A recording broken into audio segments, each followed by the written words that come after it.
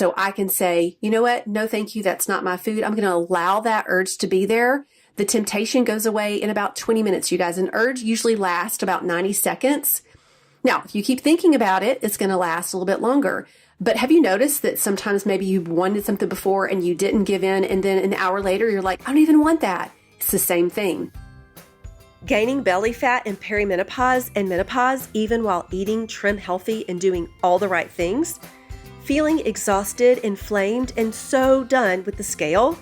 Hey, I'm Chris Honeycutt, Jesus follower, trim healthy coach, and your midlife hype girl. I believe God didn't design you to live stuck, bloated, or burned out. This podcast helps you partner with your hormones, ditch the belly fat, and finally feel strong, calm, and confident in a body you actually enjoy living in. Hey friends, if you've been eating clean, exercising, and doing all the right things, but your body still isn't responding like it used to, it's time for a different approach. Book a free discovery call with me. During our chat, we will see if you're a good fit for my one-on-one coaching program where I help women in midlife rebalance hormones, simplify nutrition and exercise, and finally see results that last. You do not have to keep guessing what your body needs. Let's build a plan that actually works for you. Grab your sipper and let's go. Hello, my friends. It is Coach Chris here with Menopause Makeover. And today we're diving into something that so many of us wrestle with every single holiday season. I'm going to call this food freedom in the festive season. How to say yes and still lose fat. Doesn't that sound good? I say that's a win-win. Let's figure out how to do that. And yes, you can. How do you enjoy foods that you love and say yes without guilt and still move towards your fat loss goals? That is a great question. If you've ever gone into the holidays with the best of intentions, only to end up feeling like you're either overdid or you missed out, then this episode is for you. But let's be real, okay? Restriction versus overindulgence is a cycle, and it can feel endless, and we can get trapped here. So you know what that means. You start off determined to be good. You skip the cookie. You say no to the pie. You fill your plate with turkey and salad. And then 3 days later, you're in your pantry with a spoon in the leftover pumpkin cheesecake thinking, what happened? Yes, I have definitely been there too. And that doesn't feel good, does it? So there's got to be a change between, or something different between our intentions and our actual actions. That is a great place to start. So I want to say the holiday struggle really is not about food. It is fear. For midlife women, especially those of us walking through perimenopause and menopause, there is an underlying fear that if we say yes to food, it will undo all of our progress. But that fear is rooted in years of dieting, and it's not really rooted in wisdom nor self-control. Basically, I talk about this a lot, but our hormones have shifted. And with them, so has the way that our metabolism and our mindset respond to food. Restriction raises cortisol. And guess what? That is the stress hormone that makes it harder to lose belly fat. So when we swing from I'm going to be perfect to forget it, I blew it, we actually create the very thing we're trying to avoid: fat storage and metabolic stress or metabolic chaos. So the goal is not restriction here. I like to look at this as the goal is rhythm. It is learning to trust your body, learning to fuel it well, and then enjoying special moments without guilt. So it's not the all or nothing. It's not the I'm going to eat everything all day on Thursday, Thanksgiving, and Black Friday, and then I'll get back on Monday. That's going to cause metabolic chaos, honestly, and blood sugar chaos, which is going to cause fat storage. What we want to focus on is nourishing our body, continuing to turn on fat burning, and enjoying our food freedom. Because we have food freedom. We can make choices.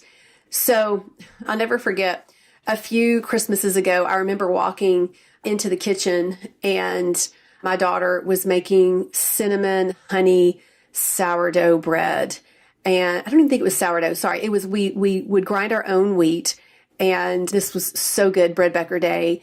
And you roll it up with cinnamon and honey. So, much better choice for the children, but definitely for the midlife waistline, very high glycemic. Anyway, it just smelled so good to me. And at that time, I was really transitioning out of that type of bread because I was not feeling good. I'd gained some weight. I was also, the gluten in there, I think, was really bothering me. And so I was trying to like sprouted bread. At that time, the only sprouted bread out there was Ezekiel. And sorry, it's just not my favorite. And so I was feeling a tad bit deprived.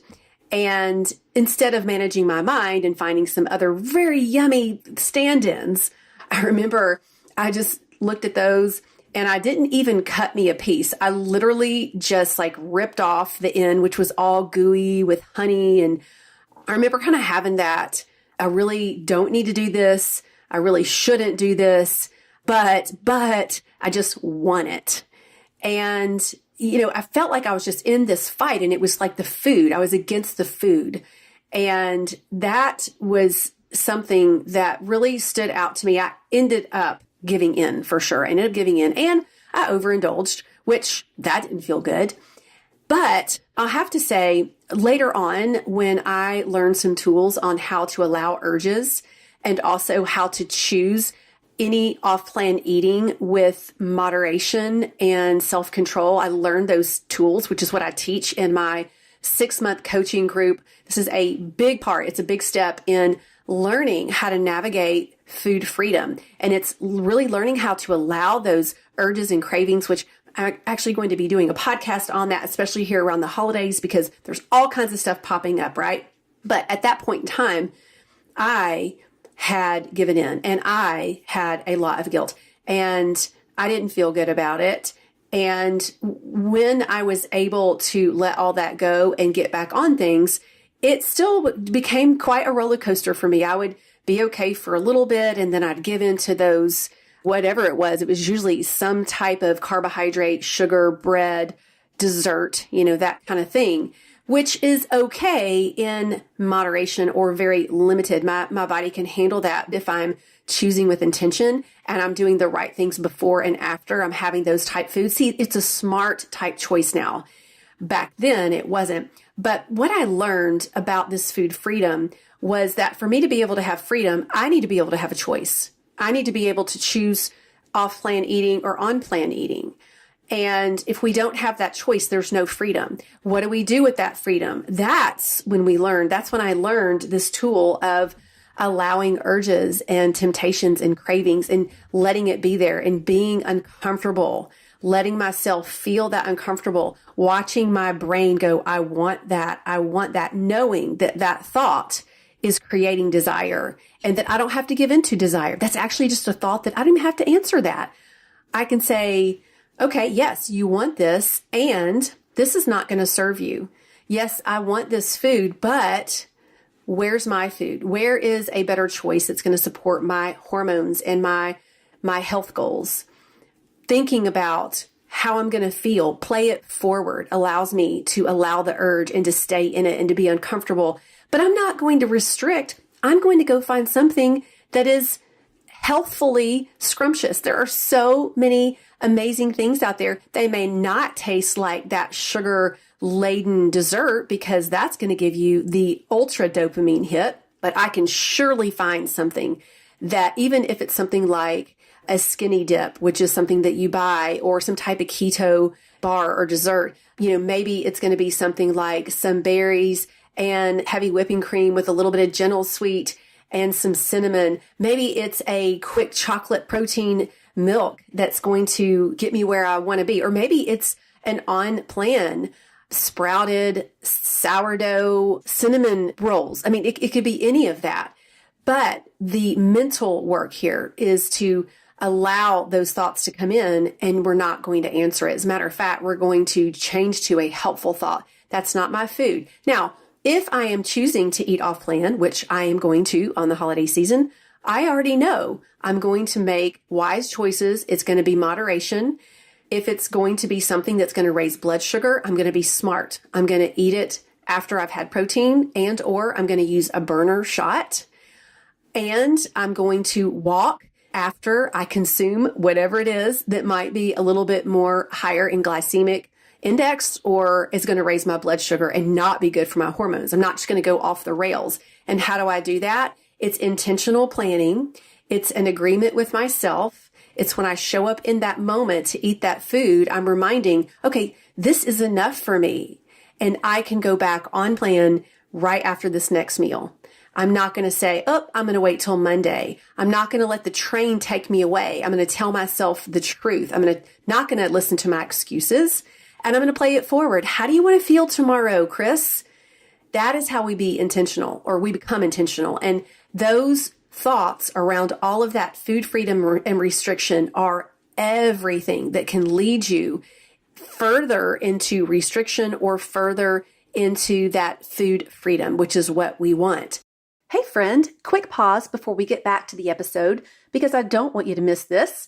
If you have been eating healthy, doing all the right things, but your midlife belly just will not budge, you are not alone, and I am sure you feel very frustrated. That is exactly why I'm hosting the Beat the Belly Fat workshop this January, a free 3-day live event designed for women in midlife who are ready to kickstart fat loss without deprivation, shame, or another round of restriction.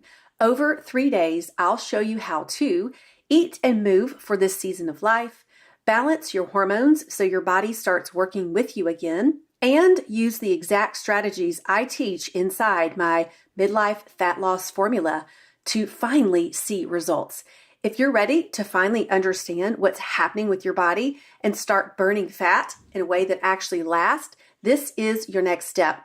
Be sure and get on my email list, link here in the show notes, to get first dibs. I can say, you know what? No, thank you. That's not my food. I'm going to allow that urge to be there. The temptation goes away in about 20 minutes, you guys. An urge usually lasts about 90 seconds. Now, if you keep thinking about it, it's going to last a little bit longer. But have you noticed that sometimes maybe you wanted something before and you didn't give in, and then an hour later, you're like, I don't even want that. It's the same thing. The more that you allow that urge to be there, the more that you wire that craving out. The more you answer it, when you answer that craving, you're wiring that in your brain. It's called neuroplasticity. We want to rewire our brain in such a way that we're not answering desire or over desire specifically. And there are good ways of getting that desire met. There's healthy, natural desire that's good, but I'm talking about the over desire of those things that aren't good for us. So here is what we need to do a little bit differently is besides do that mind management there, we need to do a different holiday plan. So in menopause, our body, here's just the truth, ladies. It's just not as forgiving with our extremes. Back in the day, I could do extremes and I could gain weight and lose weight pretty easily. But now my blood sugar is a radar. It is so sensitive. And when our blood sugar is as sensitive as it is without those hormones, we will tend to have more insulin spikes because of higher blood sugar. And insulin spikes equal fat storage. I literally will look at a plate of food and think fat storage in my brain. It's almost like a picture. I don't want to go into fat storage. It helps me say no to that and say yes to this protein-rich, very yummy plate of fruits and vegetables or on-plan foods, desserts. I love it. So we can't really starve our way into a successful holiday. You can't starve all day long on Thanksgiving and then have that big one meal a day and not pay for that. Our hormones will not play nicely on the playground, but we can do some things. We can keep the fat burning and turn the fat burning on by supporting our body instead of stressing it out. So let's not do anything super extreme. Another thing I used to do was I would go run. I would not eat anything and I would go run 3 to 4 miles on Thanksgiving, thinking that that is going to keep me from experiencing negative side effects and consequences. It just doesn't work that way. here are some things we do want to think about. We want to lead with protein and plants. I'm going to say that again, protein and plants / fiber.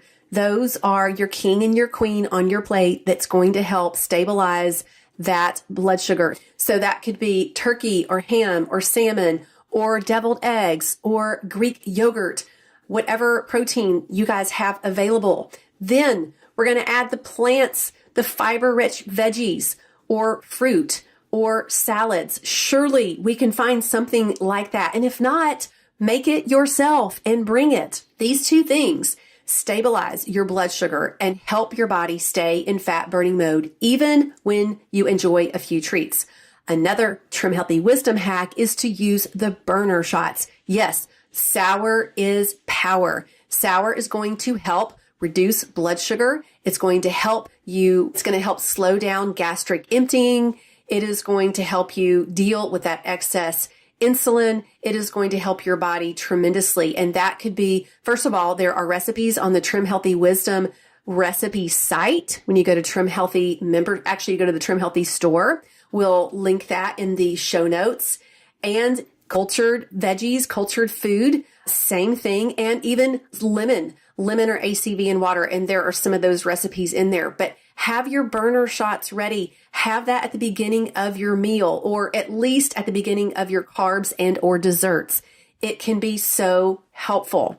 Next, let's say yes with intention. So here's what I say. Count the cost of calories for these times only.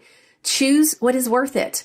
Enjoy your grandmother's pie or your sister's homemade cookies, maybe 1, 2 at the most, but not some random store-bought stuff that you don't even love. So when you decide ahead of time, you stay empowered instead of reactive. I am not going to waste my calories and my hormonal whatever on Oreos or Nutter Butters or anything in a package. It's just not going to happen. So we want to say yes with intention, and I'll say moderation. Next, this is a biggie, stay in motion. And I don't mean punishing workouts. I mean joyful, hormonal, supportive movement. Walks after your meals, guys. This is key. This can help stabilize blood sugar, start burning calories, and help reduce insulin spikes by 17 to 21%. That makes a big difference. Take a walk. Do a quick NADI or nitric oxide workout.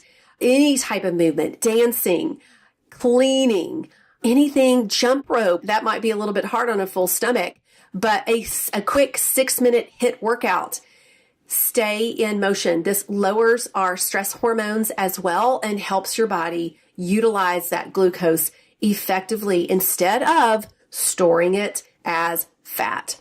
Next, we are going to practice self-trust and not self-shame. So every time you honor your hunger, you listen to fullness, and you move without guilt, you are rewiring your brain for long-term success. And this took me years to do. I had such a punishing mindset about exercise. I punished me. I remember in college and even after college, I would eat whatever I'm eating from the cafeteria or whatever mac and cheese I put in my microwave. And it could be 11 o'clock at night and I make myself go run 12 flights of stairs 3 times.